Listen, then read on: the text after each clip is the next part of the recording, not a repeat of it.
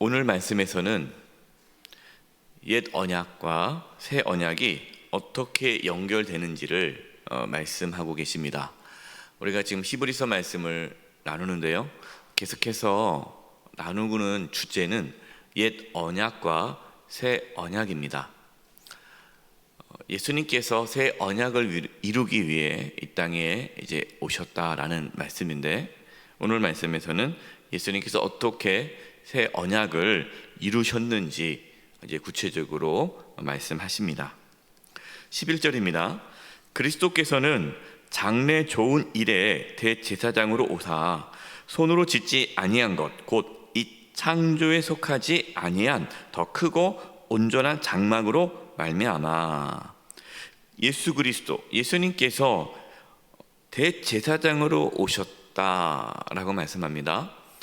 옛 언약에 그때 있었던 대제사장과 새 언약을 이루기 위해 오신 대제사장을 이제 비교하고 있죠. 그리고 이제 장막도 비교합니다.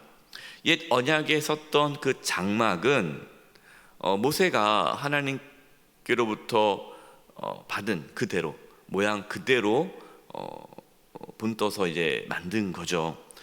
그런데 예수님께서 오셔서 만드신 그 장막은 뭡니까? 창조에 속하지 아니한 더 크고 온전한 장막이다.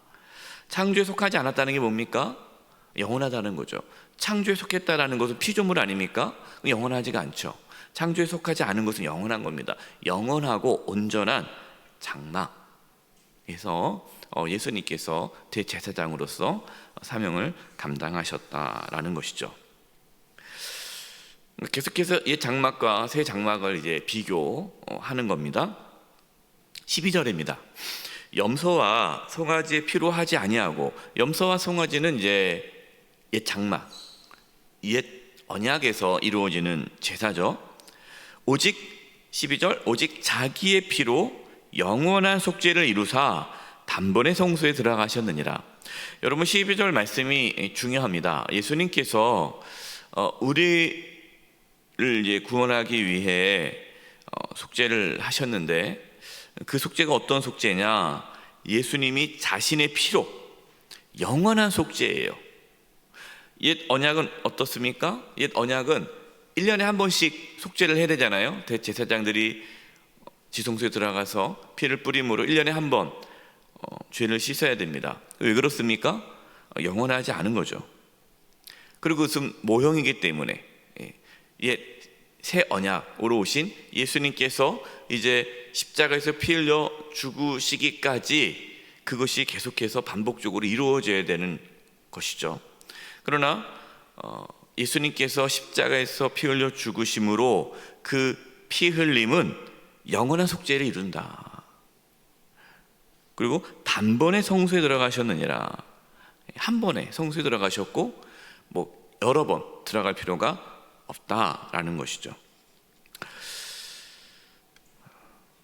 예수님께서는 영원한 속죄, 단번에 한 번의 제사로 완전히 이루셨다라는 것입니다. 13절입니다.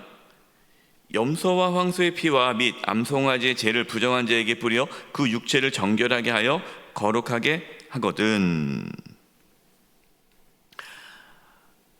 옛 언약으로 드려졌던 제사가 의미가 없는 건 아니죠. 그 옛 언약으로 드려졌던 그 제사도 육체를 정결하게 하고 거룩하게 했다라는 것입니다. 하지만 그것으로는 양심을 깨끗하게 할 수 없죠. 온전한 거룩함을 이룰 수 없죠. 그래서 14절 보십시오. 하물며 영원하신 성령으로 말미암아 흠없는 자기를 하나님께 드린 그리스도의 피가 어찌 너희 양심을 죽은 행실에서 깨끗하게 하고 살아계신 하나님을 섬기게 하지 못하겠느냐. 할 수 있다. 그렇게 한다라는 것이죠. 여기서 이제 중요한 말씀이 나옵니다. 예수 그리스도의 피가 우리를 깨끗게 한다. 우리는 다 알고 있는 내용이죠. 아, 그래. 예수님 보혈이 나를 깨끗하게 하는구나. 그러면 저와 여러분이 하나님 앞에 깨끗하게 설 수 있는 것은 예수님의 보혈이다 라는 것을 우리는 이제 알게 되는 거죠.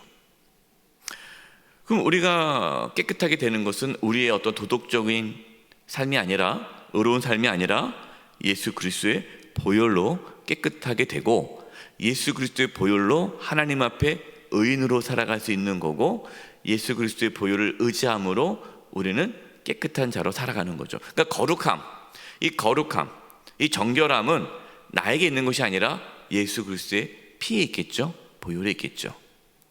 그 다음에 하시는 말씀이 뭐냐면, 살아계신 하나님을 섬기게 하지 못하겠느냐라는 거예요. 하나님을 어떻게 한다고요? 섬기게 한다. 이것이 예수 그리스도의 보혈의 능력입니다. 여러분, 우리가 하나님을 위해서 이렇게 사역을 하지 않습니까? 하나님을 위해서 충성하죠. 섬기지 않습니까? 그럼 우리가 주님의 일을 하다 보면 힘들 때가 있어요. 그렇지 않습니까? 교회에서 어떤 일을 할 때 물론 기쁨으로 할 수 있지만 때로는 힘듦이 있어요. 근데 기쁨으로 할 때는 재미있고 같이 마음도 맞고 또 나를 또 알아주고 또 인정해주고 칭찬받고 또 보람도 느끼고 뭔가 그러한 여러 가지 나에게 어떤 유익이 돼서 그런 일을 기쁘게 막 한단 말이에요. 그때는 아무 문제가 없습니다. 그런데 교회를 하다가 주님을 섬기다가 힘듦이 찾아옵니다. 마음의 상처를 받아요. 어려움이 생겨요. 환난을 겪어요. 그러면 어떻게 됩니까? 예수 그리스도의 피, 십자가의 은혜를 경험함으로 주님을 섬기는 자들이 아니라면 주님을 못 섬기게 됩니다. 그러니까 우리가 주님을 섬기는데 그 섬김의 그 근거가 뭐냐는 거예요. 집사님, 권사님, 내가 이거 교회에서 이거 일을 하는데 좀 도와줘. 집사님밖에 할 일이 없을 것 같아. 집사님 꼭 해줘야 돼. 그래요, 내가 좀 도와줄게요. 내가 그 일 좀 하죠. 그래요, 나도 뭔가 해야죠. 그래도 교회에 늘 받기만 했는데 나도 뭔가 좀 하는 게 좋겠죠. 십자가의 은혜를 기반으로 해서 섬기지 않는 그 섬김은 오래갈 수 없습니다. 다 떠나요. 여러분, 우리의 섬김이 십자가의 은혜에 기반을 둬야 돼요. 나를 위해서 십자가에서 피 흘려 죽으신 그 예수님의 그 십자가의 은혜, 그 십자가의 은혜가 너무나 감격스러워서, 너무나 감사해서 내가 이제는 내 삶을 주님께 드리고 내가 주님을 위해 살겠습니다. 그 분은 어떠한 환난과 박해와 고통 가운데서도 묵묵히 주님을 따를 수가 있는 거예요.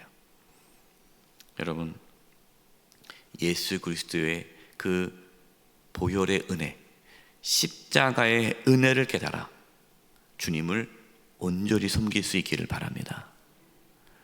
우리는 그걸 늘 놓치지 말아야 돼요. 우리가 주님의 일을 하면서 늘 붙잡아야 할 것은 십자가의 은혜예요. 그러면은 다시 주님을 위해 헌신할 수 있는 마음이 생기는 거예요. 15절입니다. 이로 말미암아 그는 새 언약의 중보자시니 이는 첫 언약 때에 범한 죄에서 속량하려고 주구사 부르심을 입은 자로 하여금 영원한 기업의 약속을 얻게 하려 하심이라. 이로 말미암아, 그러니까 예수님께서 십자가에서 피를 흘리심으로 새 언약의 중보자가 되신 거죠. 그래서 첫 언약 때에 범한 죄에서 속량하려고 라는 겁니다. 이게 옛 언약과 새 언약의 연결인데요. 여러분, 하나님께서는 옛 언약을 주셨잖아요. 옛 언약이 무엇입니까? 하나님 말씀에 순종하면은 복을 받고 하나님 말씀에 순종하지 않으면 저주를 받는 거예요. 죄를 지으면 심판을 받아야 돼요. 이게 옛 언약이에요. 옛 언약. 하나님께서 옛 언약을 버리시고 새 언약을 주신 것이 아닙니다. 정확하게 말씀을 드리면 옛 언약을 이루시기 위해 새 언약을 주신 거예요. 하나님께서 그래, 내가 생각해 보니까 옛 언약을 줬더니 너희들이 잘 못하는구나. 나 그럴 줄 몰랐다. 제대로 살 줄 알았는데 늘 죄를 짓는구나. 너 어떡하냐? 옛 언약 때문에 너희들이 죽어야 되는데 미안하다. 그러면은 내가 없었던 걸로 할게. 그리고 다시 새 언약을 줄게. 이게 아니라는 거죠.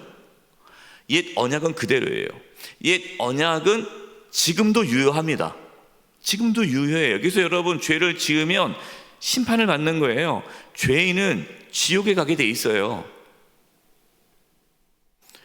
예수님 믿지 않아서 지옥 가는 거 아닙니다. 누가 그러더라고요.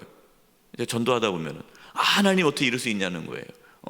왜 예수님 믿지 않은 사람 지옥 가게 하냐는 거죠. 하나님 사랑의 하나님이라면 지옥 만들지 말아야지. 죄를 예수님 안 믿어서 지옥 가는 것이 아니라 죄를 지어서 지옥 가는 거예요. 그게 옛 언약입니다. 그래서 이 옛 언약을 뭐 하기 위해? 이루기 위해 새 언약을 주신 거예요. 예수님께서 그 죄값을 치르신 거죠. 옛 언약을 성취하신 거예요. 죄의 값은 사망이다. 죄를 지으면 값을 죽어야 돼요. 그래서 예수님이 죽으심으로 그 옛 언약을 성취함으로 우리에게 구원이 이루어진 거죠. 그것이 새 언약인 거예요. 그러니까 옛 언약과 새 언약은 별개가 아니라 옛 언약이 성취될 수 있도록 예수 그리스도를 통해서 옛 언약을 성취시키신다라는 것이 옛 언약이고 새 언약이고, 그것이 우리에게 뭡니까? 복음인 거예요. 복음. 새 언약이 복음입니다. 22절 보십시오. 율법을 따라 거의 모든 물건이 피로써 정결하게 되나니 피 흘림이 없은지 뭐가 없다고요?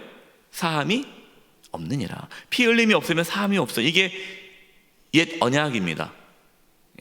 그리고 이 옛 언약을 성취하기 위해 예수님께서 자신의 피를 뿌리심으로 우리에게 죄사함의 은혜를 주신 거죠. 그래서 하나님은 이랬다 저랬다 하신 분이 아니라 옛 언약을 말씀하시고 그 옛 언약을 하나님께서 이루시기 위해 예수님을 보내주셨고, 예수님께서 옛 언약을 이루신 거죠. 그래서 예수님께서 뭐라고 말씀하셨어요? 내가 율법을 폐하러 온 것이 아니라 뭐 하러 왔다? 완성하러 왔다. 성취하러 왔다. 그러니까 예수님의 오심으로 율법이 완성됐다는 것이 옛 언약이 비로소 성취되는 거예요. 그러니까 예수님이 아니고서는 옛 언약은 성취될 수가 없죠. 예수님이 오심으로 옛 언약이 성취되어서